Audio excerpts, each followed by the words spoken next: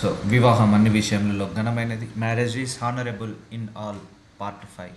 So దేవుడు చాలా గొప్ప గొప్ప సంగతులు బయలుపరుస్తున్నాడు. వివాహం అనేది చాలా అత్యున్నతమైన బంధము, అది దేవుడు ఏర్పరచబడింది. చాలామంది మనందరి నోటితోటి వస్తారు, ఈ పెళ్ళిళ్ళు ఎవరు కనుగొన్నారు అని అంటారు. ఎవరు కనుక్కున్నారా బాబు ఈ పెళ్ళిళ్ళు అంటారు. సో ఇది కనుక్కున్నది కాదు, ఈ దేవుడు పెట్టిన బంధము, దేవుడు పెట్టిన రిలేషన్ ఇది. ఈ పెళ్ళిళ్ళు అనేది అక్కడి నుంచి కుటుంబ వ్యవస్థను దేవుడు తీసుకొచ్చాడు, ఫ్యామిలీస్ని తీసుకొచ్చాడు. ఎందుకంటే ఈ భూమి మీద జనమునంతా విస్తరించాలని దేవుడు కోరుకున్నాడు.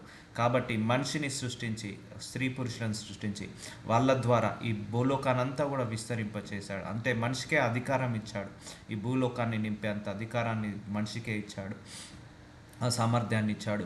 అది వివాహ బంధం ద్వారా మొదలవుతుంది. కాబట్టి వివాహం అన్నింటి విషయాలలో ఘనమైనది. మనం కారు అడుగుతాము, సో కారు కూడా ఆశీర్వాదము, బంగ్లా ఆశీర్వాదము, వీసా ఆశీర్వాదము, ఉద్యోగము ఆశీర్వాదం, ప్రమోషన్ ఆశీర్వాదము, మంచి హెల్త్ ఆశీర్వాదం.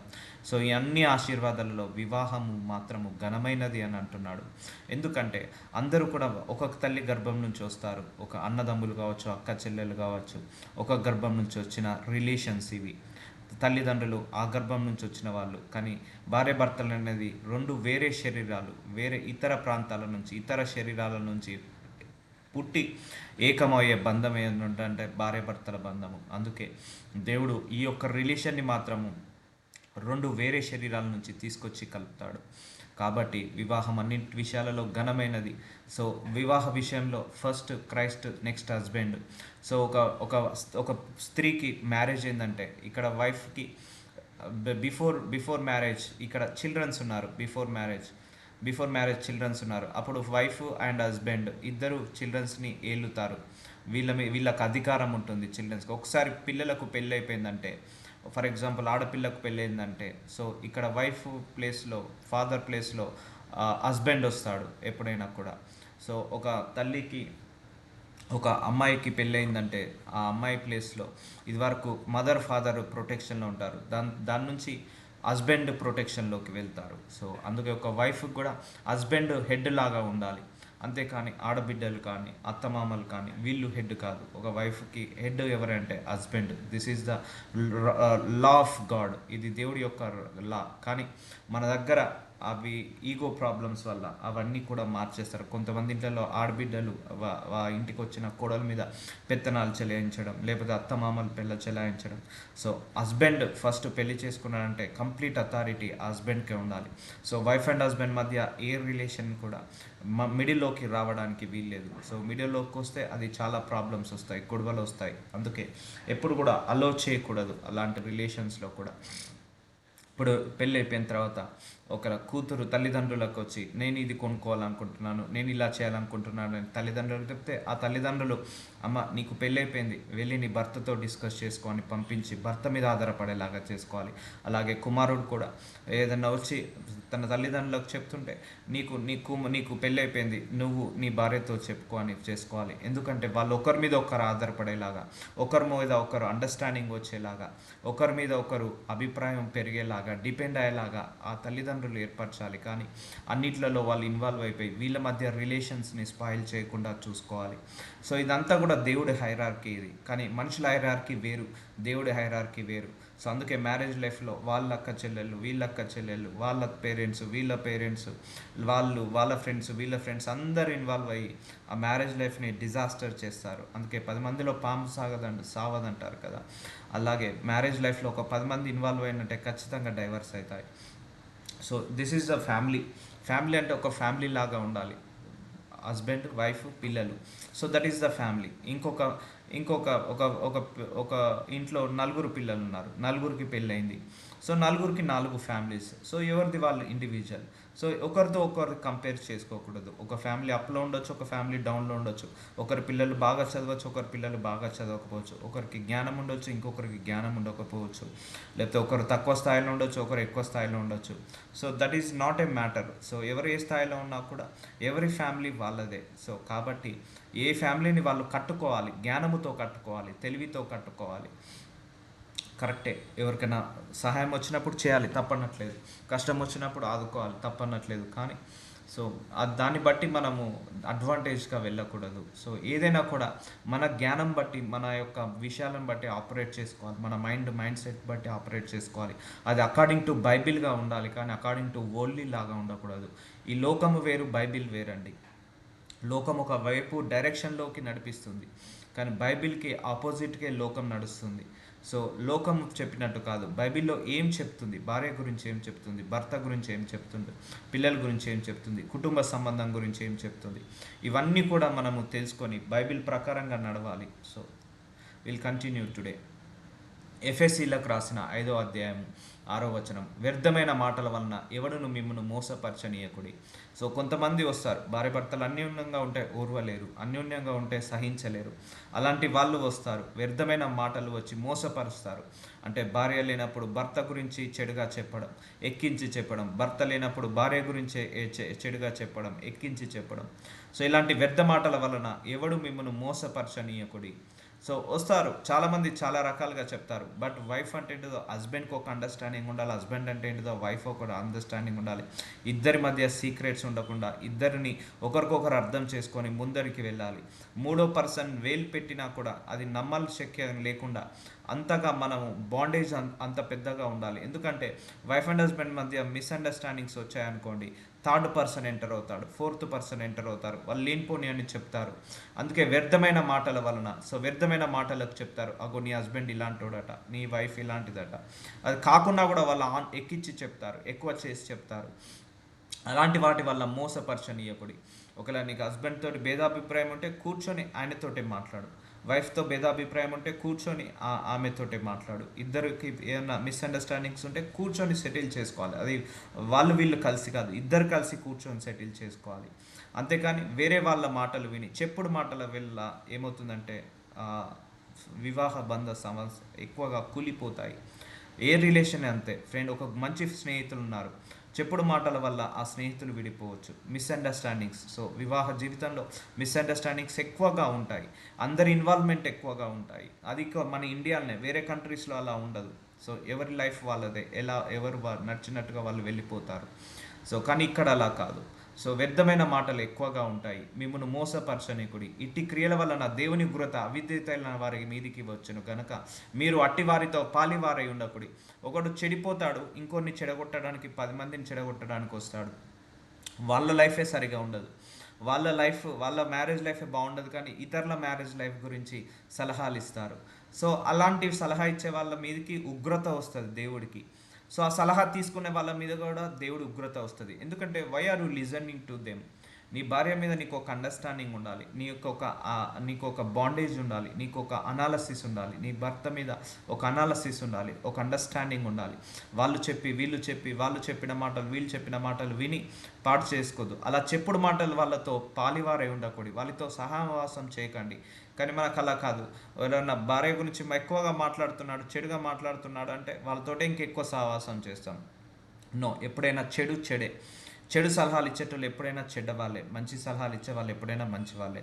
సో ఎలాంటి గొడవలు కొట్లాటలున్నా ఏం కాదు, సర్దుగా పోండి, మీరు కలిసిమెలిసి ఉండండి, ఇలాంటివన్నీ చేసుకోకండి అని కొంతమంది చెప్తారు. లేకపోతే కొంతమంది అయితే ముందు బాగా చెప్తారు, వెనకాల మాత్రము రాంగ్ ఫీడింగ్ ఇస్తుంటా అంటారు. సో అలాంటి వాళ్ళకై పాలివారై ఉండకూడదు. సో ఇవన్నీ కూడా మీరు ఎడ్యుకేట్ చేయాలి, మీకు తెలిసిన వాళ్ళకు, మీ పిల్లలకు, అందరికీ కూడా ఎడ్యుకేట్ చేయాలి.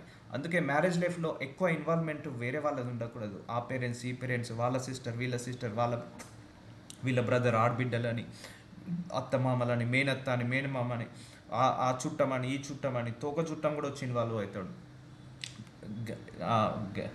చెడు చేయడానికి.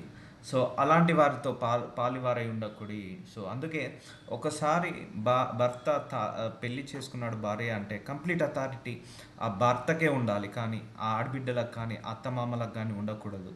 సో దానివల్ల చాలా ప్రాబ్లమ్స్ ఎదురవుతాయి. సో ఎఫెసీలకు రాసిన 5వ అధ్యాయం 8వ వచనం, మీరు పూర్వక మందు చీకటి అయి ఉంటుంది. సో ఇప్పటివరకు చీకట్లో ఉన్నారు, ఇప్పటివరకు తెలియకపోవచ్చు. ఇప్పుడైతే ప్రభు వలన వెలుగు అయి ఉన్నారు. సో ఇప్పుడు మనందరం కూడా వెలుగు సంబంధులంగా మారాము. సో ఇప్పటి వరకు ఇవన్నీ చీకటి, గొడవలు పెట్టుకోవడం, కొట్లాటలు పెట్టుకోవడం, భార్య భర్తలు తిట్టుకోవడం, గట్టి గట్టిగా అరుచుకోవడం, ఇవన్నీ కూడా చీకటి సంబంధులు చేసే వ్యక్తులు. చీకటి సంబంధులు ఇవన్నీ కూడా అనుమానించడం అండ్ వాళ్ళ చెప్పుడు మాటలు విని భర్తను అనుమానించడం, చెప్పుడు మాటలు విని భార్యను కొట్టడము, వాళ్ళ పేరెంట్స్ని తిట్టడం, వీళ్ళ పేరెంట్స్ తిట్టడం, ఇద్దరి మధ్య డిస్టర్బెన్సెస్ లేకపోవడం, ఇవన్నీ చీకటి సంబంధులు. అంటే అపవాది శక్తులు చేయించే వ్యక్తి సంబంధులు. ఒక భార్య భర్తలు ఇద్దరు అన్యోన్యంగా ఉన్నాడంటే అపవాది తట్టుకోలేడు. అటు అత్త ద్వారానో, లేకపోతే ఇటు ఆడబిడ్డ ద్వారానో, లేకపోతే అన్న ద్వారానో, తమ్ముడు ద్వారానో, ఇంటి పని మనిషి ద్వారా కూడా పుల్లలు పెట్టించవచ్చు, లేకపోతే గొడవలు పుట్టించవచ్చు. సో అలాంటి వాటి జోలికి వెళ్ళొద్దు, ఎవరిని ఎంటర్టైన్ చేయొద్దు. సో ఎందుకంటే ఇవన్నీ చీకటి శక్తులు చేసే పని. సో శాంతి, దేవుడు కోరుకున్న పెళ్ళి ఎలా ఉండాలి? శాంతి ఉండాలి, సమాధానం ఉండాలి, ప్రేమ ఉండాలి, అండర్స్టాండింగ్ ఉండాలి, వినయం ఉండాలి, హంబుల్నెస్ ఉండాలి. దేవుడు చేసిన పెళ్ళి, దేవుడు చేసిన ఇలాంటి గృహంలో దేవుడి యొక్క సహవాసం ఉంటుంది, దేవుడి యొక్క సన్నిధానం ఉంటుంది. అంతేకాని గొడవలు కొట్లాటలు పడుతున్న ఆ గృహంలో దేవుడి యొక్క సన్నిధి, దేవుడి యొక్క సహవాసం ఉండదు. కాబట్టి వెలుగు ఫలము సమస్త విధములైన మంచితనము, నీతి, సత్యము వాటిలో కనబడుచున్నది. సో వెలుగు సంబంధుల యొక్క క్వాలిటీస్ ఎలా ఉంటున్నాయంటే మంచితనము, నీతి, సత్యము వాటిలో కనబడుచున్నది. సో అందుకే ఇద్దరి మధ్య అండర్స్టాండింగ్స్ తీసేయండి, సపరేట్ అయిపోవాలి. ఇద్దరి మధ్యనే ఇంకా ఎవరు, ఈవెన్ భార్య భర్తల మధ్య పిల్లలు కూడా ఎంటర్ కావద్దు. గుర్తుపెట్టుకోండి, రేపు మన పిల్లలకు పెళ్ళిళ్ళు చేసినా కూడా ఆ భార్య భర్తలు ఒకరి మీద ఒకరు డిపెండ్ అయ్యేలాగా చేయాలి, కానీ మనం ఇంటర్ఫియర్ కావద్దు, మనం ఎంటర్ కావద్దు. ఓకే, వాళ్ళకి జ్ఞానం లేకపోతే మనము మిస్గైడ్ చేయకుండా రైట్ గైడెన్స్ ఇవ్వచ్చు, ఒక ప్రిన్సిపల్ లాగా, ఒక టీచర్ లాగా గైడ్ చేయొచ్చు, కానీ అన్నిట్లలో ఇన్వాల్వ్ కావద్దు. ఇప్పుడు అలాగే మన మ్యారేజ్ లైఫ్లో కూడా పిల్లల్ని కూడా ఎంటర్టైన్ చేయొద్దు. అటు పేరెంట్స్ని, ఇటు పేరెంట్స్ని, వాళ్ళ బ్రదర్స్ వీళ్ళ బ్రదర్స్ని, వాళ్ళ సిస్టర్స్ని వీళ్ళ సిస్టర్స్ని ఎంటర్టైన్ చేయకూడదు. కాబట్టి అవన్నీ కూడా మన ఇద్దరి మధ్యనే మంచితనము, నీతి, సత్యము వాటిలో కనబడుచున్నది. వెలుగు సంబంధుల్లాగా నడుచుకోండి అంటున్నాడు. కనుక ప్రభువుకి ఏది ప్రీతికరమైనది? సో మన కుటుంబం కూడా ఎలా ఉండాలంటే దేవుడికి నచ్చినట్టుగా ఉండాలి. సో చెప్తున్నా కదా, భార్య భర్తలు ఇద్దరు ఇంట్లో ఉండి గొడవలు పెట్టుకుంటున్నారు, అది దేవుడికి ఇష్టమైన వివాహము కాదు, దేవుడికి ఇష్టమైన దాంపత్యము కాదు. సో అలాంటి కుటుంబాన్ని దేవుడు కూడా ఆశీర్వదించలేడు. ఏ కుటుంబాన్ని ఆశీర్వదిస్తాడు? ఇద్దరు ఒకరికొకరు క్రీస్తుని పోలి నడుచుకున్నప్పుడు, దేవుడికి ఇష్టమైనట్టుగా ఇద్దరు బ్రతికినప్పుడు. సో భర్త దేవుడి నుంచి వచ్చినవాడే, భార్య దేవుడి నుంచి వచ్చినవాడే, పిల్లలు దేవుడి నుంచి వచ్చినవాడే. సో నీ భర్తను తిడుతున్నావు, నీ భార్యను తిడుతున్నావు అంటే నువ్వు దేవుడి పిల్లలను తిడుతున్నట్టు. అమ్మో, నా భార్య దేవుడి బిడ్డ, నా భర్త దేవుడి బిడ్డ, మేమందరం దేవుడి పిల్లలము, మేమిద్దరం ఒకరికొకరిని అనుకుంటే సాక్షాత్తు దేవుణ్ణి అనుకున్నట్టే. అన్ని ఫీల్ అయ్యి భయపడి దేవుడికి ఎలా ఇష్టమో, ఏది ఇష్టమో దానిని పరీక్షించు వెలుగు సంబంధాల వల్లే నడుచుకొనుడి. అందుకే మ్యారేజ్ లైఫ్లో కానీ, పర్సనల్ లైఫ్, ప్రొఫెషనల్ లైఫ్లో కానీ చీకటి ఉండకూడదు, వెలుగుతో నిండుకోవాలి. అందుకే let there be light in my marriage life అని ప్రార్థించుకోవాలి. నా నా కుటుంబ జీవితంలో వెలుగు వచ్చును కాక, నా మ్యారేజ్ జీవితంలో వెలుగును వచ్చును కాక అని ప్రార్థించుకోవాలి. నిష్ఫలమైన అంధకార క్రియలలో పాలివారై ఉండక వాటిని ఖండించుడి. అంధకార క్రియలు, గొడవలు పెట్టుకోవడం, అనుమానించడం, ఒకరినొకరిని తిట్టుకోవడం, ఒకరికొకరు భేదాభిప్రాయాలు పెట్టుకోవడం, ఒకరి మీద ఒకరు అసహించుకోవడం, ఇవన్నీ అంధకార క్రియలు. భార్య భర్తల మధ్య వారి పాలివారై ఉండకూడదు, వాటిని ఖండించుడి, రిజెక్ట్ చేసేయండి, వదిలేసేయండి వాటిని. అలా ఇప్పుడు ఒకళ్ళ భార్య భర్తల మధ్య ఎవరన్నా చిచ్చు పెట్టాలని వస్తే వాళ్ళని కట్ చేయండి. అదే దేవుడు చెప్తున్నాడు. వాళ్ళతో సావాసం చేయాల్సిన అవసరం లేదని చెప్తున్నాడు. సో ఎవరి వల్ల అయితే ఆ రిలేషన్ డెవలప్ అవుతుందో వాళ్ళతోటే ఉండాలి, కానీ బ్రేక్ అయ్యేదానికి ఉండకూడదు. ఎందుకంటే చెప్పుడు మాటలు చాలా డేంజర్. వాటి వల్ల చాలా చాలా చాలా చాలా కుటుంబాలు కూలిపోయాయి, డైవర్స్ దాకా వెళ్ళిపోయాయి, ఓన్లీ చెప్పుడు మాటల వల్లే. చూస్తే భర్త మంచోడే, భార్య మంచిదే, చెప్పుడు మాటల వల్ల ఇద్దరు కూడా కూలిపోయిన వాళ్ళు ఉన్నారు, కుటుంబాలు కూలిపోయిన వాళ్ళు ఉన్నారు. కాబట్టి చెప్పుడు మాటల జోలికి వెళ్ళకూడదు. చాలామంది ఇవే జరుగుతాయి. ఇప్పుడంటే కొంచెం నయం ఉన్నది. ఒకప్పుడైతే భార్యను ఇటు అత్తమామలు ప్లస్ భర్త ప్లస్ ఆడబిడ్డలు ఇలా హింసించి గ్యాస్ పోసి కాలపెట్టే వాళ్ళు ఉన్నారు, వాతలు పెట్టిన వాళ్ళు ఉన్నారు, వేడి నీళ్లు పోసిన వాళ్ళు ఉన్నారు. లేకపోతే బాల్య వివాహాలను చేసి ముసలాయనకు 60 ఏళ్ళ ముసలాయనకు 6 ఏళ్ళ పాపను ఇచ్చి పెళ్లి చేసి, ఆ 60 ఏళ్ళ ముసలాయన చనిపోయిన తర్వాత 6 ఏళ్ళ పాపను ఆ దహన మంటలో కాల్చిపెట్టిన ఆ మండే ఆ భర్త చితిలో కాలబెట్టిన వాళ్ళు, డైరెక్ట్ సజీవ దహనం చేసిన వాళ్ళు ఉన్నారు. సో ఇలాంటి చాలా ఉండేది మ్యారేజ్ లైఫ్లో మన ఇండియాలో. ఇప్పుడు అవన్నీ పోయాయి. సతీ సహగమనం అంటారు, అవన్నీ పోయాయి. సో ఒకప్పుడు హారబుల్ ఉండే, కానీ ఇప్పుడు ఇంకో డైమెన్షన్లో ఎంతసేపు మార్నింగ్ లేస్తే భార్య భర్తలు కొట్టుకోవడం, అత్త కోడలు కొట్టుకోవడం. So this is not a right wisdom, right. ఇవన్నీ చీకటి సంబంధాలు, ఇవన్నీ అంధకార క్రియలు. పాలివారై ఉండక వాటిని ఖండించుడి. సో ఎక్కడైతే అపవాది ఉంటాడో ఆడ గొడవలు, ఎక్కడైతే గొడవలు ఉంటారో అక్కడ అపవాది యాక్టివేట్ అయినట్టు గుర్తుపెట్టుకోండి. ఓపెన్గా చెప్తున్నా, ఎక్కడైతే భార్య భర్తల మధ్య గొడవలు అవుతున్నాయి అంటే అక్కడ అపవాది యాక్టివేట్ అవునట్టు, అపవాది యొక్క ప్రమేయం జరుగుతున్నట్టు, చీకటి సంబంధాలు ఎంటర్ అవుతున్నట్టు. సో ఎక్కడైతే శాంతి సమాధానము, భార్యాభర్తల మధ్య అండర్స్టాండింగ్స్ ఉన్నాయి, రిలేషన్ ఉంది, లవ్ కేరింగ్ ఉన్నది అనుకోండి, అక్కడ దేవుడి యొక్క ప్రేమ, దేవుడి యొక్క ఆత్మ, దేవుడి యొక్క సమాధానము, శాంతి వాక్యము అక్కడ సంచరిస్తున్నట్టు. సో దీన్ని బట్టి మీరు గ్రహించండి ఏది చీకటిది, ఏది వెలుగో. వెలుగంటే మంచి, చీకటి అంటే చెడు. వెలుగంటే శాంతి సమాధానము, చీకటి అంటే గొడవలు కొట్లాటలు. సో ఇది గుర్తుపెట్టుకోండి. సో ఏలైనగా అట్టి క్రియలు చేయవారు రహస్యమందు జరిగించు పనులను గూర్చి మాట్లాడుటైనను అవమానకరమై ఉన్నది. అవును, ఇప్పుడు భర్త ఆఫీస్కి వెళ్ళగానే ఇంకొకరు ఇంటి పక్క వాళ్ళు ఎంటర్ అవుతారు, లేకపోతే వేరే వాళ్ళు అవుతారు. సో అతను వెళ్ళిపోగానే ఇంట్లో ఒక పెద్ద రాజకీయం జరుగుతుంది. సో లేకపోతే ఈమె వెళ్ళిపోయిన ఇంట్లో వెనకాల ఒక రాజకీయం రహస్యంగా జరుగుతుంది. ఇప్పుడు భార్య కూడా, ఇప్పుడు చాలా ఫ్యామిలీస్లో చూసాను నేను, చాలామంది భార్య ఇంటి నుంచి బయటికి గడప పెట్టుడు ఆలస్యం, ఆఫీస్కి వెళ్ళడం ఆలస్యం, ఇంట్లో ఎన్నో రాజకీయాలు, లేకపోతే భర్త బయటికి వెళ్ళడం ఆలస్యం, ఎన్నో రాజకీయాలు. సో అట్టి క్రియలు చేయవారు రహస్యమందు, వెనుకాల రహస్యమందుకు చేస్తారు. పనులను గూర్చు మాట్లాడుటైనను అవమానకరమునై ఉన్నది. సో సమస్తమును ఖండింపబడి వెలుగు చేత ప్రత్యక్షపరచబడును. ఖండించండి, ఖండించండి, వాటన్నిటిని ఎంటర్టైన్ చేయకండి. పర్లేదు వాళ్ళు మాట్లాడకపోయినా పర్లేదు ఎవరు తిట్టుకున్నా మంచిదే, కానీ ఖండించమంటున్నాడు. ప్రత్యక్షపరచున్నది ఏదో అది వెలుగే కదా. సో చీకటిని ఖండిస్తేనే కదా వెలుగు బయటికి వస్తుంది. అంతేకాదు చీకటిని ఎంటర్టైన్ చేయకూడదు. ఒకవేళ మీ హస్బెండ్ గురించి ఎవరైనా మాట్లాడుతున్నారు, ఈవెన్ మీ తల్లిగారు మాట్లాడినా, మీ వైఫ్ గురించి మీ తల్లిగారు మాట్లాడినా, అమ్మ నా భర్త నా భార్య ఇంకోసారి మాట్లాడకని ఖండించాలి. సో అలా ఖండించినప్పుడే అది దేవుడికి చిత్తానుసరమైన వివాహ బంధము. ఎందుకంటే ఒకసారి పెళ్ళైన తర్వాత ఆ స్త్రీకి పురుషుడు అంటే భర్తనే కంప్లీట్గా హోల్ అండ్ సోల్ అధికారిగా ఉండాలి, కానీ వాళ్ళ పేరెంట్స్ వీళ్ళ పేరెంట్స్ అధికారంగా ఉండకూడదు. కానీ ఇండియాలో తీసేసుకుంటారు, మన భారతదేశంలో అధికారాన్ని తీసేసుకుంటారు. ఈవెన్ భర్తలు కూడా అలా అసమర్థంగా ఉంటారు. అలా అసమర్థంగా ఉండకూడదు. వన్స్ ఒకసారి పెళ్లి చేసుకున్నావంటే తను నీ భార్య. సో ఆమెను పెళ్లి చేసుకున్నది నువ్వే, కానీ నీ తల్లిదండ్రులు కాదు, నీ అన్నదమ్ములు కాదు, నీ ఆడబిడ్డలు కాదు, ఎవరు కాదు.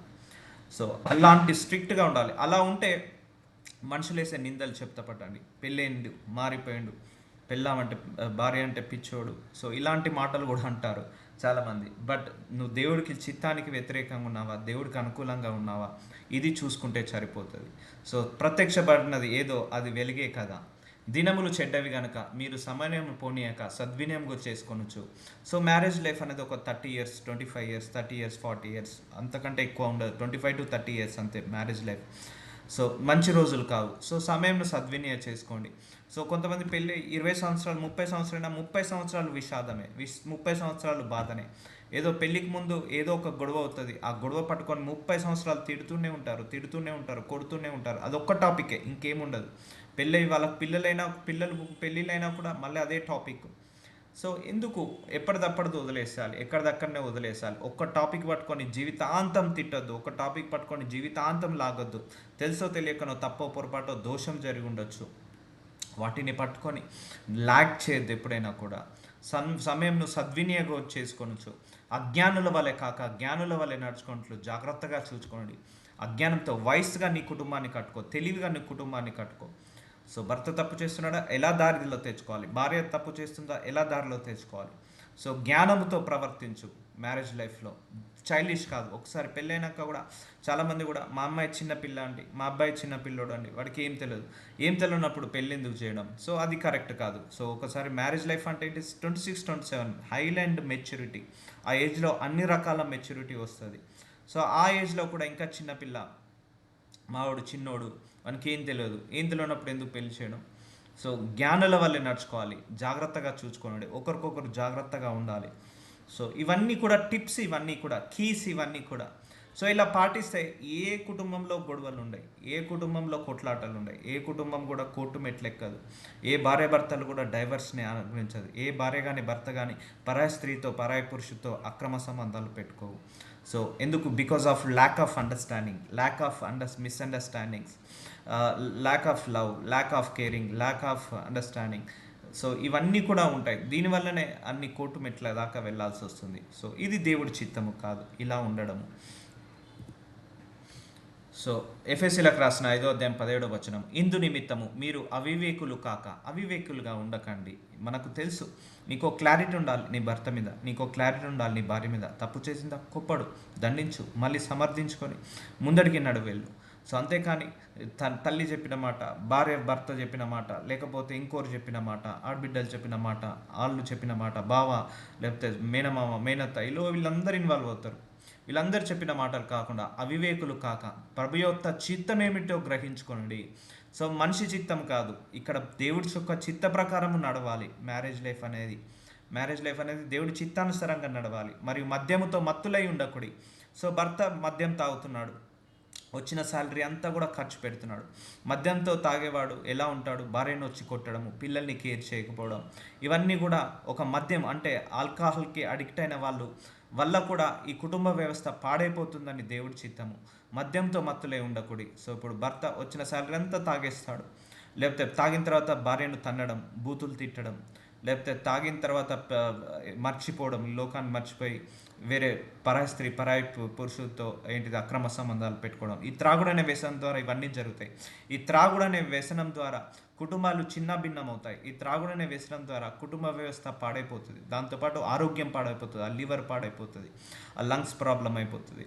లేకపోతే సగం జీవితము తాగుడికి వెళ్ళిపోతుంది, జీతము హాఫ్ శాలరీ. సో దానివల్ల అప్పులు చేసి తాగిన వాళ్ళు ఉన్నారు, అప్పుల పాలైన తాగుడికి బ్యానస్ అయ్యి అప్పుల పాలైన వాళ్ళు ఉన్నారు. సో తాగిన తర్వాత వాళ్ళు మత్తులు అవుతారు, ఏం చేస్తారో తెలియదు, ఎవరిని కొడతారో తెలియదు, ఎవరిని తిడతారో తెలియదు. సో కుటుంబాన్ని పట్టించుకోరు. సో ఇవన్నీ కూడా బికాస్ ఆఫ్ ద లిక్కర్ వల్ల కూడా లాస్ వస్తుంది. ఒకప్పుడు పురుషుడు తాగేవాళ్ళు, ఇప్పుడు స్త్రీ కూడా మొదలు పెట్టేసింది తాగడం. సో స్త్రీ పురుషులు కలుసుకొని తాగిన వాళ్ళు ఉన్నారు. సో దానివల్ల ఇంకా డబ్బులన్నీ కూడా ఈ త్రాగుడైన వ్యసనానికి వెళ్ళడం. ఒకసారి త్రాగుడికి అలవాటైన వ్యక్తి తన కళ్ళ ముందు ఎవరున్నా కనపడదు, ఏదున్నా కనపడదు, ఏది కేర్ చేయడు, ఆ మద్యానికి మాత్రమే విలువ ఇస్తాడు. సో దానివల్ల డబ్బు పాడైపోతుంది, సమయం పాడైపోతుంది, ఇంట్లో శాంతి సమాధానం ఉండదు, చాలా గొడవలు కొట్లాటలు అయ్యేది ఈ మద్యం వల్లనే, అండ్ హెల్త్ ఇష్యూస్ వచ్చేది మద్యం వల్లనే, ఫైనాన్సెస్ లాస్ అయ్యేది ఈ మద్యం వల్లనే. Because you are investing in wrong place.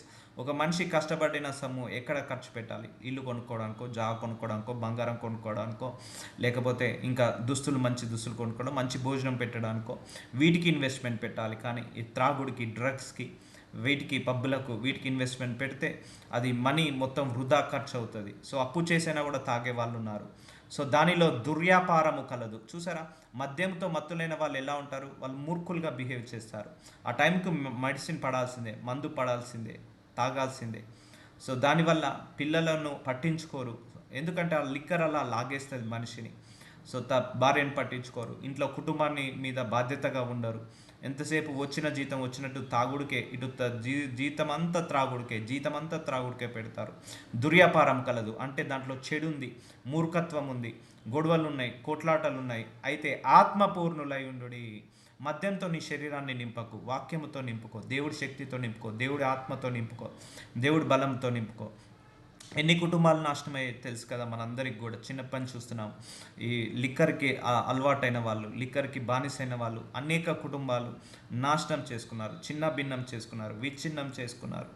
అన్నీ కూడా ఎన్నో చెడులు జరిగేది ఈ లిక్కర్ వల్ల మ్యారేజ్ లైఫ్లో. సో వీటి ఏవి ఉన్నా కూడా మానుకోండి, ఆత్మపూర్ణులై ఉండండి, ఒకరికొకరు ఆత్మలో ఎదగండి, ఆత్మతో నింపుకోండి, వాక్యంతో నింపుకోండి అని చెప్తున్నాడు. సో ఎఫెసీలకు రాసిన 5:19 ఒకరినొకడు కీర్తనలతోనూ, అంటే ఫ్యామిలీ మొత్తం వర్షిప్లో ఉండాలి. ఈవెన్ వైఫ్, హస్బెండ్, కిడ్స్ అందరూ కూడా వర్షిప్ చేయాలి. సంగీతములతోనూ ఆత్మ సంబంధమైన పాటలతోనూ హెచ్చరించుచు మీ హృదయంలో ప్రభును గూర్చి పాడుచు కీర్తించుచు. So family prayer is very very important. ఇప్పుడు భర్త ఒక్కడే వాక్యంలో ఎదిగాడు, దేవుళ్ళు ఎదిగాడు, భార్య ఎదగలేదు, పిల్లలు ఎదగలేరు. సో భర్తకు శోధనలే. సో భార్య ఎదిగింది, భర్త ఎదగలేదు, లేకపోతే పిల్లలు అవిశ్వాసగా ఉన్నారు, వాళ్ళ నుంచి శోధనలే. సో నలుగురు ఎదిగారు అనుకో ఫ్యామిలీలో, శోధనలు రావు. అందుకే ఒకరికొకడు కీర్తనలతోను, ఫ్యామిలీలో మొత్తం వర్షిప్ ఉండాలి, ప్రేజ్ ఉండాలి, వర్డ్ ఆఫ్ గాడ్ ఉండాలి, ఫ్యామిలీలో బ్లెస్సింగ్స్ ఉండాలి, ఫ్యామిలీలో పీస్ ఉండాలి, ప్రజెన్స్ ఉండాలి, గాడ్స్ ప్రజెన్స్ ఉండాలి, అండ్ హంబుల్నెస్ ఉండాలి, కైండ్నెస్, గుడ్నెస్ ఇవన్నీ ఉండాలి. హెచ్చరించుచు మీ హృదయంలో ప్రభువును గూర్చి పాడుచు కీర్తించి మన ప్రభు అయిన యేసుక్రీస్తు పేరిట సమస్తమును గూర్చి తండ్రి అయిన దేవుడికి ఎల్లప్పుడూ కృతజ్ఞతాస్థుతులు చెల్లించచ్చు. సో తండ్రి అయిన దేవుడికి ఎల్లప్పుడూ ఏం చేయాలట? థ్యాంక్స్ చెప్తుండాలి మంచి ఫ్యామిలీని ఇచ్చినందుకు. క్రీస్తునందలి భయముతో ఒకరికొకడు లోబడి ఉండుడి. సో ఒకరికొకరు లోబడి ఉండండి. దేవుడు అంటే భయంతో, అమ్మో నా భర్తను నేను తిట్టానంటే దేవుడి బిడ్డని తిట్టినట్టే, నా భార్యను తిట్టానంటే దేవుడి బిడ్డని తిట్టినట్టే, నా భార్యను కాళ్ళుతో తన్నానంటే నా దేవుడి బిడ్డను కాళ్ళుతో తన్నినట్టే, నా భర్త మీద బూతులు మాట్లాడాను, చెడుగా మాట్లాడానంటే నా దేవుడి బిడ్డను వెళ్ళాడు. అంతే. దేవుడు అంటే భయభక్తులతో ఉండండి. క్రీస్తునందలి భయముతో ఒకరికొకడు లోబడి ఉండుడి. ఒకరి మీద ఒకరు రెస్పెక్ట్ ఇచ్చుకోండి, ఒకరి మీద ఒకరు గౌరవంగా ఉండండి, ఒకరి మీద ఒకరు శాంతిగా ఉండండి, సమాధానంగా ఉండండి అని చెప్తున్నాడు. స్త్రీలరా ప్రభువునకు వలె మీ సొంత పురుషులకు లోబడి ఉండుడి. సో ఫస్ట్ ప్రభువుకి లోబడి ఉండాలి, తర్వాత సొంత పురుషులకు లోబడి ఉండుడి. సో చాలామంది కూడా సొంత పురుషులకు ఎవరు లోబడి ఉండట్లేదు. తను భార్య చెప్పినట్టే భర్త వినాలనుకుంటున్నారు, కానీ అది రాంగ్ మెథడ్. అది భర్త అసలు ఏం చెప్తున్నాడు, ఎందుకు చెప్తున్నాడు, దాంట్లో ఎంత వాస్తవం ఉంది. సో భార్యకు లోబడి భర్తకు లోబడి ఉండాలని కోరుకోవాలి, కానీ భార్యనే ఇప్పుడు భార్యలే భర్తలు లోబడి ఉండాలి. అది according to Bible it's a wrong. నువ్వు ఎంత కలెక్టర్వైనా, ఆఫీస్ ఎంత పెద్ద ఉద్యోగస్తురాలైనా, ఎంత ఎండి అయినా, కలెక్టర్ అయినా, లేకపోతే డాక్టర్ అయినా, ఏదైనా క్యారెక్టర్ యాక్టర్ అయినా కూడా ఇంటికి వస్తే మాత్రం ఒక భార్యకు, నువ్వు ఒక భర్తకు ఒక భార్య కాబట్టి ఆ భార్య ధర్మము భార్య నెరవేర్చాల్సిందే. సో ప్రభువుకు నువ్వు దేవుణ్ణి లోబడుతున్నావు కానీ భర్తకు లోబడట్లేదు. సో నువ్వు బై డిఫాల్ట్గా దేవుడిని నువ్వు కించపరిచినట్టే. దేవుడికి నువ్వు వర్షిప్ చేస్తున్నావు, దేవుడిని ప్రేస్ చేస్తున్నావు, దేవుడితో సహవాసం చేస్తున్నావు, మందిరానికి వెళ్తున్నావు, కానీ ఇంట్లో భర్తను నువ్వు పట్టించుకోవట్లేదు, ఇంట్లో భర్తకు నువ్వు విలువ ఇవ్వట్లేదు. సో దేవుడికి విలువ ఇవ్వనట్టే. సో స్త్రీలారా ప్రభువునకు వలె. సో నువ్వు దేవుడికి లోబడుతున్నావు, అలాగే మీ సొంత పురుషులకు కూడా లోబడి ఉండుడి. దేవుడికి లోబడి నీ సొంత పురుషులకు లోబడకపోతే దేవుడికి లోబడినట్టే కాదు. సో అది అందులో అబద్ధం ఉంది, అవాస్తవం ఉంది. సో అందుకే భార్యలు they should depend on their husbands, లోబడాలి. సో సరెండర్ అయిపోవాలి. అంతేకాని పెళ్ళైన తర్వాత ఏ స్త్రీ అయినా కూడా భర్తకు లోబడాలి, కానీ మళ్ళీ వాళ్ళ పేరెంట్స్కి, లేకపోతే వాళ్ళ అక్క చెల్లెళ్ళకు, లేకపోతే ఇంటి పక్క వాళ్ళకు, సో అలాంటి వాళ్ళకు లోబడాలి. ఇప్పుడు చాలామంది భార్యలు కూడా పెళ్ళైన తర్వాత కూడా పరాయి పురుషులకు లోబడుతున్నారు. సో ఇక్కడ ఏమన్నాడు? సొంత పురుషులకు లోబడి ఉండి. ఎవరైతే పెళ్లి చేసుకుంటారో వాళ్ళకే లోబడి ఉండాలి. సో పెళ్లి చేసుకున్న భర్తకు లోబడి ఉండట్లేదు, కానీ సమాజంలో ఉన్న ఆ మేనేజర్కు లోబడడం, లేకపోతే ఇంకా వేరే వాళ్ళకు లోబడడం, ఇంకా డబ్బుకు లోబడడం, సో వీటికి లోబడకూడదు. సో ఎప్పుడైనా భార్య యొక్క డ్యూటీ భార్య యొక్క ఏంటిది మనస్తత్వము భర్తకు లోబడి ఉండాలి. ఈవెన్ భర్త కూడా అసమర్థుడుగా ఉండకూడదు. సో ఇక్కడ లోబడట్లేదంటే ఇంకో పాయింట్ ఆఫ్ వ్యూ చూద్దాం. ఒకవేళ భర్త కూడా సరిగా చూడకపోయినా, పట్టించుకోకపోయినా, ఆ కేరింగ్ లేకపోయినా, లేకపోతే అసమర్థతగా చూసినా, లేకపోతే భార్యను ఊకే కొట్టినా తిట్టినా ఆమె లోబడం అంటే ఏం లోబడుతుంది? లోబడలేదు. ఇప్పుడు భర్త ఉన్నాడు, త్రాగుతున్నాడు, లోబడం అంటే లోబడలేదు. సో భర్త ఉన్నాడు, సో తను వ్యసనపరుడు, సో ఇతరుల పరాయి స్త్రీలతో తిరుగుతున్నాడు, లోబడం అంటే ఏం లోబడదు. సో ఇంటికి వచ్చిన జీతం అంతా కూడా, నెలకు వచ్చిన జీతం అంతా కూడా తన త్రాగుడికి, తన వ్యసనాలకి ఖర్చు పెడుతున్నాడు. అప్పుడు భార్య లోబడం అంటే లోబడలేదు. సో ఇప్పుడు భర్త సమర్థుడుగా ఉండి అప్పుడు భార్య లోబడం అంటే అప్పుడు భార్య లోబడుతుంటుంది. ఇప్పుడు భార్య కూడా లోబడట్లేదంటే భర్తలో ఏదో ఒక అసమర్థత ఉంది. ఆ అసమర్థత తగ్గించుకోవాలి, తీసేసుకోవాలి. So there are multiple dimensions. ఒకరిని చూసి మనం డైమెన్షన్లో మనం జడ్జి చేయలేము. ఇప్పుడు చాలామంది 99% నేను అబ్జర్వ్ చేసింది వాళ్ళ వర్షన్ వాళ్ళు పాజిటివ్గానే చెప్పుకుంటారు. ఎవరైనా పర్లేదు, తల్లైనా, తండ్రి అయినా, భార్య అయినా, భర్త అయినా, పిల్లలైనా, ఎవరైనా వాళ్ళ వర్షన్ వాళ్ళు పాజిటివ్గా చెప్పుకుంటారు. ఇప్పుడు స్కూల్ నుంచి వచ్చి పిల్లలు అనుకో, ఈరోజు మా మేడం కొట్టిందంటారు. సో కొట్టిందనే చెప్తారు, కానీ ఎందుకు కొట్టిండు, నేనే తప్పు చేసిన అది చెప్పరు. నేను ఈ తప్పు చేస్తే కొట్టాను అని చెప్పరు. సో అన్ని డైమెన్షన్లు ఆలోచించాలి. అందుకే కోర్టులో కూడా అటు వింటారు, ఇటు విని న్యాయం తీరుస్తారు. కాబట్టి ప్రభువునకు మీ సొంత పురుషులకు లోబడి ఉండి. సొంత పురుషులకు స్త్రీలు లోబడి ఉండాలంటే ఆ పురుషులు సమర్థుడై ఉండాలి, అసమర్థుడై ఉండకూడదు. సో చాలా డైమెన్షన్స్లో మనం ఆలోచించాల్సి ఉంటుంది. ఒక హస్బెండ్ అంత కేరింగ్ ఉన్నాడు అండ్ వైఫ్ని చూసుకుంటున్నాడు, పిల్లల్ని చూసుకుంటాడు, వచ్చిన జీతం అంతా జాగ్రత్తగా పొదుపుగా ఖర్చు పెడుతున్నాడు, పిల్లల్ని జాగ్రత్తగా తీసుకెళ్తున్నాడు, బయటికి తీసుకెళ్తున్నాడు, అవుటింగ్స్, మంచి స్కూల్ చదివిస్తున్నాడు, ఆయన భార్య కూడా చూసుకుంటాడు. అప్పుడు ఏ భార్య అయినా, ఏ పిల్లలైనా కూడా లోబడతారు. లేకపోతే భర్త అసమర్థుడిగా ఉన్నాడు, తాగింది వచ్చిన జీతం అంతా వ్యసనాలకు ఖర్చు పెడుతున్నాడు. అప్పుడు లోబడమంటే వాళ్ళు కూడా లోబడలేరు. సో కాబట్టి ఎందుకు లోబడట్లేదని ఆలోచించాలి. నాలో ఉన్న ఫాల్ట్ ఏంటిది? అందుకే తప్పు ఏదైనా జరుగుతుందంటే ఫస్ట్ నాలో ఉన్న తప్పు ఏంటిదని ఆలోచించాలి, కానీ పక్క వాళ్ళలో ఉన్న తప్పు ఏంటిదని ఆలోచించకూడదు. సో ఇలా లాట్ మెనీ డైమెన్షన్స్ ఉంటాయి. సో అన్నిటిలో గురించి ఆలోచించాలి. సో ఎవరి లోపాలు వాళ్ళు సరి చేసుకొని వాక్యానుసారంగా నడిపించినప్పుడు, అది వాక్యానుసారంగా జీవించినప్పుడు అది దేవుడి చిత్తమైన వివాహ బంధం అవుతుంది.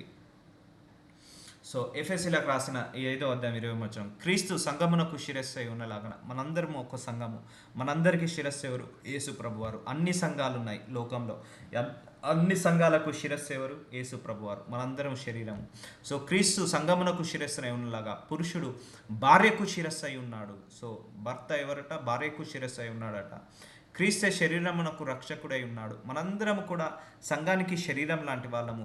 ఆ సంఘం అనే శరీరంలో యేసు ప్రభువారు తల అయితే మనందరం శరీరాంటి వారం. అలాగే పురుషుడు భార్యకు శిరస్సు అయి ఉన్నాడట. అందుకే నీ భర్తకు రెస్పెక్ట్ ఇవ్వు, నీ భర్తకు విలువ ఇవ్వు. ఎందుకంటే భార్య నీకు శిరస్సు లాంటి వాడు పురుషుడు. అందుకే హెడ్ ఆఫ్ ద ఫ్యామిలీ అంటే అది హస్బెండే అవుతాడు. సో ఫాదర్ అవుతాడు, హస్బెండ్ అవుతాడు. అలాంటి వాడికి నువ్వు విలువ ఇవ్వు. ఎందుకంటే భార్యకు శిరస్సు భర్త కాబట్టి అవమానపరుస్తే నీ శిరస్సును నువ్వు అవమానపరిచినట్టే, నీ శిరస్సును నువ్వు కించపరుచుకున్నట్టు. సంఘము క్రీస్తునకు లోబడినట్టుగా, సో మనందరం కూడా సంఘమునకు క్రీస్తునకు లోబడినట్టుగా భార్యలు కూడా ప్రతి విషయంలోనూ తమ పురుషులకు లోబడవలను. ప్రతి విషయంలోనూ లోబడాలి అంటే అన్నీ చెప్పుకోవాలి. సో ఈవెన్ భర్త కూడా చెప్పుకోవడానికి అదేంటిది, చెప్పుకోవడానికి ఫ్రీడమ్ ఇవ్వాలి. ఏది మాట్లాడినా కసురుకున్నా, ఏది మాట్లాడినా తప్పు తీసినా, ఏది మాట్లాడినా చెడుగా చేసినా ఆ భార్య కూడా చెప్పుకోలేదు.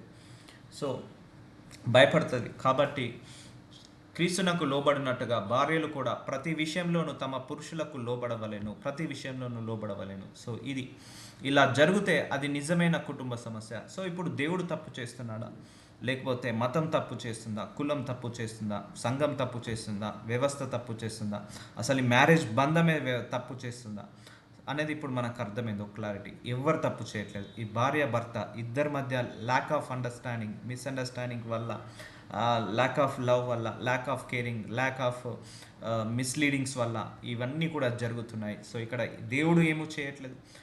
మళ్ళీ లాస్ట్కు దేవుడినే బ్లేమ్ చేస్తాం. నాకెందుకు అయ్యా ఈ భర్తనిచ్చావు, నాకెందుకు అయ్యా ఈ భార్యనిచ్చావు. కానీ దేవుడు అవుట్ ఆఫ్ ద వరల్డ్ నుంచి బెస్ట్ ఇస్తాడు.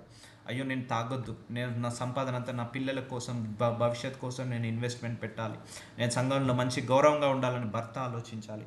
అయ్యో నేను వ్యసనాలకు వెళ్ళొద్దు, నేను లేనిపోని ఖర్చులు చేయొద్దు, నా కుటుంబాన్ని నేను పొదుపుగా కట్టుకోవాలని భార్య ఉండాలి. సో ఇలా ఒకరికొకరు అర్థం చేసుకొని నడుస్తున్నప్పుడు అది దేవుడికి లోబడిన కుటుంబము, దేవుడికి లోబడినట్టుగా ఉండాలి. అందుకే ఎవరి ఇష్టారాజ్యంగా వాళ్ళు ఉండదు, ఒక యూనిటీ ఉండాలి ఫ్యామిలీలో. ప్రే ఫర్ దట్ యూనిటీ కోసం ప్రేయర్ చేయండి.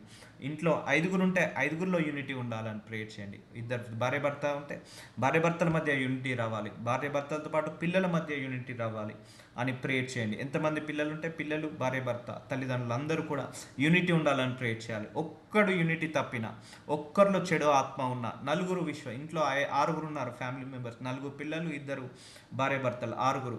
నలుగురిలో 6లో 5 బాగున్నారు, ఒక్కడు సరి లేకపోయినా ఒక్కడి వల్ల ఈ 5కి ఎఫెక్ట్ పడుతుంది. అందుకే అందరిలో యూనిటీ రావాలి, అందరిలో విశ్వాసం రావాలి, అందరూ ఆత్మచేత దేవుడి చేత నడిపించబడాలి.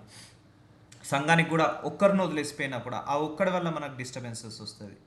ఎందుకంటే ఆ వాక్యం వినలేదు కాబట్టి, ఆ సంఘము వైపు నడవలేదు కాబట్టి. సో చాలా డైమెన్షన్స్ ఉంటాయి. అందుకే కుటుంబం అంటే ఒక డైరెక్షన్ వెళ్ళాలి. ముందట ఒక ట్రైన్ చూడండి, ముందట ఒక ఇంజన్ ఉంటుంది, వెనకాల అన్ని బోగీలు ఉంటాయి. సో ఆ ఇంజన్ ఏ డైరెక్షన్లో వెళ్తుందో ఆ బోగీలు కూడా ఆ డైరెక్షన్లో వెళ్తాయి. అంతేకాని ఇప్పుడు ఇంజన్ రాంగ్ డైరెక్షన్లో వెళ్తే బోగి కూడా రాంగ్ డైరెక్షన్లో వెళ్తుంది. అందుకే ముందట ఎవరైతే హెడ్ లాగుంటాడో వాడు రైట్ డైరెక్షన్లో నడిపించాలి ఫ్యామిలీని. లేకపోతే ఆ ముందట హెడ్ రాంగ్ డైరెక్షన్లో నడిపిస్తే ఫ్యామిలీ కూడా రాంగ్ డైరెక్షన్లోకి వెళ్తుంది. సో చాలా డైమెన్షన్ ఉంది. ఇప్పుడు డ్రైవింగ్ చేసే సీటు, ఇప్పుడు ఒక బస్సు డ్రైవర్ జాగ్రత్తగా డ్రైవింగ్ చేస్తేనే అందరు ప్యాసింజర్స్ సేఫ్గా జర్నీ రీచ్ అవుతారు, డెస్టినీకి రీచ్ అవుతారు. అలాగే ఫాదర్ అనేవాడు కూడా అలా సేఫ్గా డ్రైవింగ్ చేస్తేనే ఆ ఫ్యామిలీ కూడా సేఫ్గా రీచ్ అవుతుంది. ఇప్పుడు ఫాదర్లో చాలా తప్పులు, పొరపాట్లు ఉన్నాయి. సో దానివల్ల చాలా డిస్టర్బెన్సెస్ అవుతాయి ఇంట్లో. సో చాలా ఉంటుంది. అందుకే head of the family is the very very careful. చాలా జాగ్రత్తగా, అతి జాగ్రత్తగా ఉండాలి, ప్రొటెక్ట్ చేయాలి ఫ్యామిలీని. ఎవరైనా ఇప్పుడు ఒక గ్ర ఒక గ్రద్ద చూడండి, లేకపోతే ఒక కోడి పిల్ల చూడండి, తన ఫ్యామిలీని టచ్ చేయకుండా ఎలా ప్రొటెక్ట్ చేసుకుంటుంది, తన పిల్లని టచ్ చేయకుండా ఆ పక్షి రెక్కల కింద ఎలాగైతే కప్పుతుందో, ఆ భర్త అనేవాడు తన ఫ్యామిలీని ఎవరు టచ్ చేయకుండా అలా కాపాడుకోవాలి. సో ఇలా చాలా ఉంటాయి. కానీ మనము సరైనంగా నడుస్తాము, కానీ లోకం నడవనియదు, అది ప్రాబ్లం ఇక్కడ. సో మనం నడుస్తాము. అగో చూడు, పెళ్ళైంది, పెళ్ళైనకే మర్చిపోయాడు. సో ఇవన్నీ కూడా భర్తను బాగా చూసుకున్నా కూడా ఇటు వీళ్ళ పేరెంట్స్ కూడా ఇన్ని రోజుల కాంచి మేము సాధలేదా, ఇన్ని రోజుల కాంచి మేము పెంచలేవా, నీ భర్తను నువ్వు చూసుకుంటున్నావు, మమ్మల్ని మర్చిపోయావా, స్వార్థ పరురాలు పోయినావని ఇటు భార్యను తిట్టిన వాళ్ళు ఉన్నారు పేరెంట్స్. ఇటు భార్యను బాగా చూసుకుంటే పెళ్ళి అయిపోయిండు, తల్లిదండ్రులు అక్కర రాకుండా పోయిండు అని ఇటు భర్తను ఆ అబ్బాయిని అన్న వాళ్ళ పేరెంట్స్ ఉన్నారు. సో ఇలా చాలా రకాలుగా మనిషిని కృంగదీసి లాస్ట్కు నాశనం చేసిన వాళ్ళు ఉన్నారు. సో క్రీస్తు సంగమునకు శిరస్సు అయి ఉన్నలాగన పురుషుడు భార్యకు శిరస్సు అయి ఉన్నాడు, క్రీస్తే శరీరమునకు రక్షకుడై ఉన్నాడు. సో కాబట్టి సంఘము క్రీస్తునకు లోబడినట్టుగా భార్యలు కూడా ప్రతి విషయంలో తమ పురుషులకు లోబడవలెను. ఇది దేవుడు కోరుకుంటున్నాడు. సో ఇది as per the Bible, this is the family life. ఇలా ఉండాలని కోరుకుంటున్నాడు. పురుషులారా, మీరు మీ భార్యలను ప్రేమించుడి, అటువలే క్రీస్తు కూడా సంఘమును ప్రేమించి అది కలంకమైన మడతైనను అట్టిది మరి ఏదైనాను లేక పరిశుద్ధమైనది గాను. సో మీ భార్యలను ప్రేమించుడి. సో పరాయి స్త్రీని ప్రేమించకండి. చాలామంది మ్యారేజ్ అయినాక కూడా పరాయి స్త్రీని ప్రేమిస్తున్నారు. సో అది కరెక్ట్ కాదు. ఒకసారి మ్యారేజ్ అయిపోయిందంటే ఆ భర్త తలంపులో కూడా వేరే ఆడది రాకూడదు, ఆ భార్య తలంపులో కూడా వేరే పురుషుడు రాకూడదు. సో అది హోలీ కాదు. ఇక్కడ ఏమంటున్నాడు, పరిశుద్ధమైనది గాను. సో నువ్వు ఒక భార్యను ఒక భర్తను పెళ్లి చేసుకున్నావు, ఇంకా సినిమా హీరోయిన్ ఊహించుకుంటున్నావు, లేకపోతే సినిమా హీరోని ఊహించుకుంటున్నావు, లేకపోతే ఇంటి పక్క అబ్బాయిని, ఇంటి పక్క అమ్మాయిని, లేకపోతే వేరే వాళ్ళను నువ్వు భర్తలాగా ఊహించుకుంటున్నావు. సో అది అపరిశుద్ధం అయిపోతుంది శరీరం. ఒకసారి ఇద్దరికి వివాహం జరిగిందంటే డిస్కనెక్టెడ్, అన్ని థాట్స్లో నుంచి డిస్కనెక్ట్ అవ్వాలి. ఈ జన్మకు ఈయననే నా భర్త, ఈ జన్మకు ఈమెనే నా భార్య.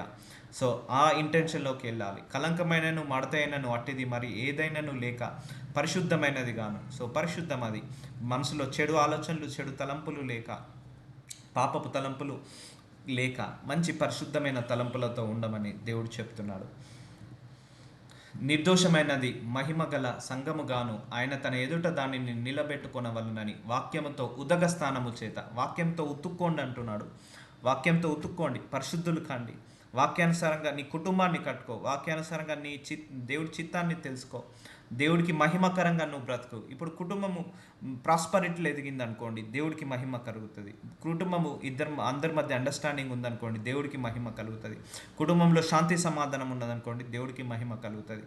అదే కుటుంబంలో గొడవలు, కొట్లాటలు, మిస్అండర్స్టాండింగ్స్, అర్చుకోవడాలు, గట్టిగా అరవడాలు ఉన్నాయనుకోండి, దీనివల్ల అపవాదికి మహిమ పెరుగుతుంది. సో ఎవరికి మహిమ ఇవ్వాలి? దేవుడికి మహిమ ఇవ్వాలి. అందుకే మహిమ రావాలంటే వాక్యం ఏంటిదో చదువుకో. వివాహ బంధం గురించి దేవుడు ఏం చెప్పాడు, భార్య భర్తలు ఎలా ఉండాలని చెప్పాడు, సంఘంలో ఎలా ఉండాలని చెప్పాడు, ఫ్యామిలీలో ఎలా ఉండాలని చెప్పాడు, భర్త డ్యూటీస్ ఏంటిది, భార్య డ్యూటీస్ ఏంటిది, పిల్లల డ్యూటీస్ ఏంటిది.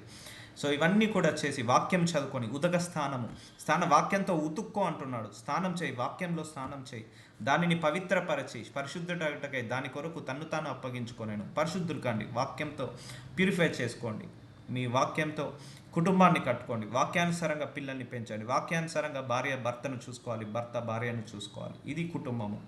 సో ఇలా వాక్యానుసారంగా స్నానము చేసి తలంటుకొని దాని కొరకు పరిశుద్ధమైంది, పవిత్రంగా అండి అని దేవుడు చెప్తున్నాడు. So will continue to.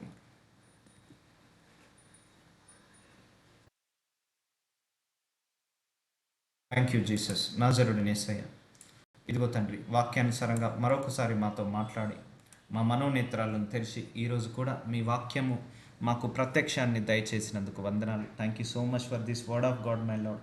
ఈ వాక్యము మాకు జీవమై ఉంది, ఈ వాక్యము మాకు వెలుగై ఉంది.